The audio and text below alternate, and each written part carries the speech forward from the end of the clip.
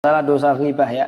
Ghibah itu menyebutkan keburukan saudara muslim kita di hadapan orang lain, menceritakan sesuatu yang saudara muslim kita tidak menginginkannya untuk disampaikan kepada yang lain, itu namanya ghibah. Nah, sehingga ketika kita ngerasa nih ngomongan orang di belakang, padahal sesuatu itu nggak suka lo dibicarakan oleh saudara kita itu, kemudian kita membicarakannya di belakang, maka itu namanya ghibah. Ya, dan Allah Taala menyebutkan ghibah itu ayuhibbu ahadukum ayyakula lahma akhihi maitan fakarihtumu. Ghibah itu seakan-akan memakan bangkai saudara muslim sendiri. Tentu kita kalau ditawari bangkai, kita semua nggak ada yang mau memakannya. Namun kalau diminta untuk ghibah, begitu senangnya dan bangganya. Maka ghibah itu termasuk dosa besar, ya ikhwafillah, azani Allah wa iyyakum, ya, sehingga sudah selayaknya dan sewajibnya kita menjauhi dan meninggalkannya. Bahkan di antara sebab yang menjadikan seseorang ditimpa azab kubur adalah karena ghibah. Di ghibah itu diantaranya diancam oleh Allah dengan azab kubur. Bahkan ghibah itu nanti akan menjadikan seseorang di hari kiamat menjadi muflis, bangkrut, ya. Karena dikatakan oleh Nabi Shallallahu Alaihi Wasallam, ada orang yang di hari kiamat nanti membawa pahala yang begitu banyak. Ada sholatnya, ada puasanya, ada sedekahnya, ada jihadnya, ya kan? Ada zakatnya, macam-macam pahala dia bawa. Namun di sisi lain dia membawa dosa-dosa kedoliman kepada saudara muslimnya. Di antaranya dia menggibahi saudaranya. Maka orang yang seperti ini nanti akan bangkrut di hari kiamat, di mana pahala-pahalanya itu akan diambil kemudian diberikan kepada saudaranya yang dia dolimi, termasuk yang dia gibahi.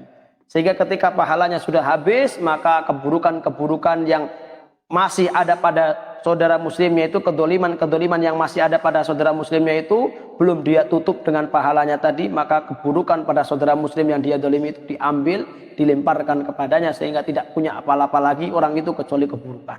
Nah, di sini makanya menunjukkan bahwa mendolimi saudara muslim termasuk ghibah itu adalah bentuk kerugian nanti di hari kiamat, di mana kita akan kehilangan amal-amal soleh kita, ya, di hari kiamat nanti. Sehingga tadi, ya, tidak bisa dihapuskan dengan ibadah-ibadah, ya. Dengan taubat bisa, tapi kalau bisa kita meminta keridhaan, ya. Namun meminta keridhaan pun hendaknya kita pilih-pilih juga. Ketika kita mau taubat dari dosa ghibah itu, yang paling utama kita beristighfar kepada Allah, kemudian tentu kita berikhtiar tidak melakukan ghibah lagi. Itu yang paling penting, ya. Kemudian kalau kita memang bisa, kita meminta keridhaan. Yaitu pun dengan dengan perkiraan. Kalau misalkan orangnya, kalau kita kasih tahu kita minta dosa ghibah, orangnya sensitif malah nanti jadi marah, ya sudah, nggak perlu. Ya, kita berharap kepada Allah, semoga Allah Maha tahu, kita tidak meminta keridhaan karena suatu maslahat.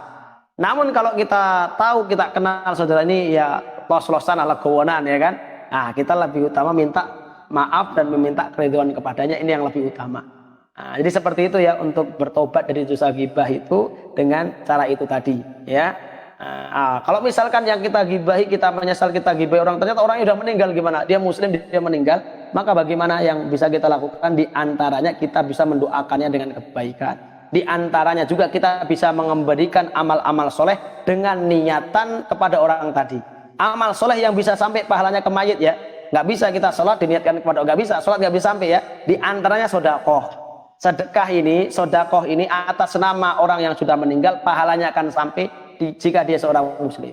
Makanya di antara penghapus dosa dolim, ketika nanti orang itu merasa pernah mendolimi orang lain sedangkan dia belum pernah meminta maaf, maka kalau enggak dia doakan dengan kebaikan, minimal dia berikan ibadah, berikan pahala ibadah. Di antaranya ibadah-ibadah yang bisa sampai ke mayit, tentu, ya, enggak sembarang ibadah. Di antaranya tadi kita sebutkan adalah sodakoh. Nah, kita niatkan sedekah ini, semoga dengan kita berikan pahala sedekah kepada orang yang pernah kita dolimi, Allah Ta'ala menghapuskan dan mengampuni dosa dolim kita, termasuk dosa ghibah tadi. Seperti itu, ya, insya Allah, ya. Jadi sudah kita jelaskan secara ringkas tentang masalah ghibah, ya, kedudukan dosanya termasuk dosa besar dan bagaimana cara bertobat darinya. Berarti semoga bisa dipahami. Wallahu a'lam bishawab.